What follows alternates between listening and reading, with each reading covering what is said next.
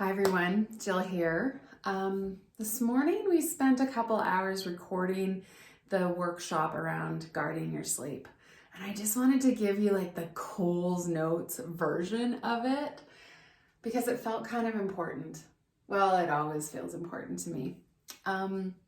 This idea that we go through our days kind of outward, going, giving, and at no point have we created a place in our day to actively turn all that energy inward and give back and replenish. It's almost like the replenishing part of life is a little piece that we have forgotten. Our culture does not prioritize, and it's getting lost. And when it gets lost, things start to fall apart. So the three pillars of our health are nourishment, our sleep, and energy management. Those kind of pieces start to fall apart because our energy management isn't being managed. We're just give, and then pulling from whatever resources we can. We're hitting ourselves with quick jolts of energy with things like coffee and sugar and stimulus from media and digital devices to kind of give us those quick energy boosts.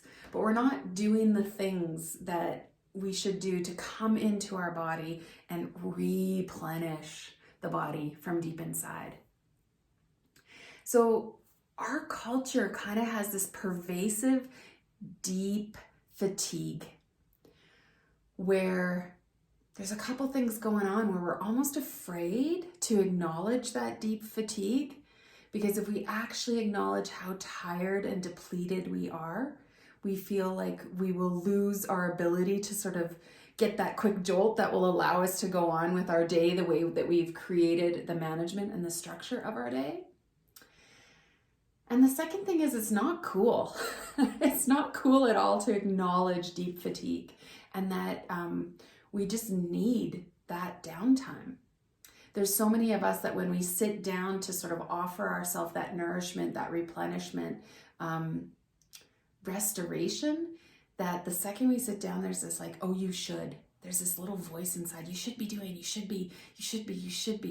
And it's this nagging feeling that stops us from allowing restful time to even play a part in our daily rhythm. That's just dangerous. Dangerous when we stop allowing replenishment to be a part of daily rhythm. So then what happens is we sit down because we can feel we need to, our energy's crashing, the last jolt is expired, and that we just have to sit down. There's nothing left to keep us up and going anymore. And then because we get that negative voice inside saying, you should, or we get the fear rising going, if you sit here too long, you're never getting up again because you're really tired. Because of that, we don't actually allow ourselves to fall in, to accept, to hear that voice. Instead of then going into sort of nourishing ourselves with food or any kind of other way of nourishment, we distract and we numb. So that might be where the glass of wine comes in. That might be where Netflix comes in. That might be where, the gossipy call comes in with your friend. It's just something that you can do to just add that bit of stimulus so that you don't have to go to that level where you feel your fatigue. And there's something in here, there's something in our Ayurvedic clock that's so important. We have a time of day where we are meant to be building our vitality, where we are meant to spend some energy replenishing the energy, direct our attention into paying attention to that which contains us, that which builds our vitality and our essence and our strength and our immunity. And we need our attention to move to that place because this kapha, heavy, dense, stable kind of the day, it is where we build our ojas. It is the earth and water, the holding us together. Because it is that ojas that holds our fire, that holds our passion, holds our tejas, holds our to-do list, holds all the stuff that we want to get done in our day, that we want to get done in our lifetime. And it holds the prana, the life force, the energy, the movement that we want to be able to bring into our lives. And we need this container. If we want the fire to be as strong and bold and beautiful and big, if we want our light to be big, if we want the light of that fire to be big, we need a big, strong container to be able to hold that fire. If we want the prana, the movement, the life force, the connection with universe, that earth ether, connection to self, connection to divine, connection to source.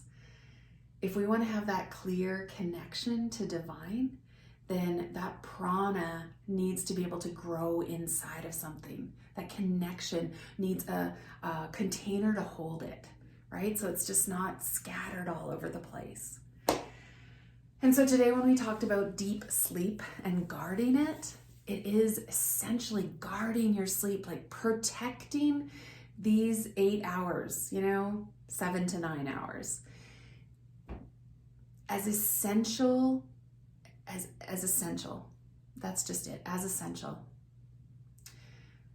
Because that essential time in our 24-hour clock is what helps curate, bind, reconnect, reknit these pieces of our being together.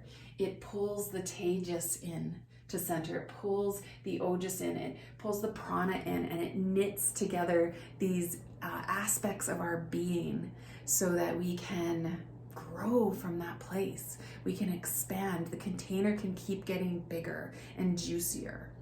If we think we can go on fire alone, this is just willpower. This is just drive and determination and passion, right? You can go so far that way, and then you just fall apart.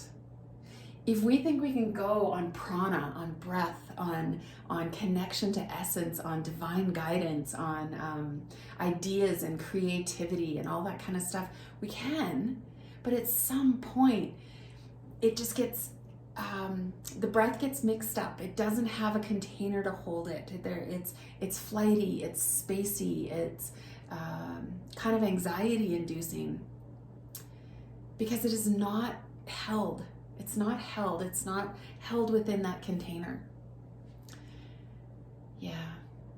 And so there is this really essential need for us to guard, to protect, to build our routines, build our rituals, build our structures, to architect our environment all around this idea of ojas. How do we build our ojas so that this container of life can be really big? Oh, that's such a little Cole's Notes version of what we talked about today. But if you want a copy of the recording, you can access it. It'll take me a couple days, but it'll be on my website soon. Gosh, keep playing with your sleep routines. Keep messing with what it looks like. If you need to talk to me about where this, this cycle, this network is falling apart in your particular routines, then reach out, because this is a key piece. This is a key piece to sort of tapping into the vitality that exists in you, to the dharma, the life purpose that wants to come out. So that's it. That's what I wanted to share. Thanks for paying attention for this 9 minutes. Namaste.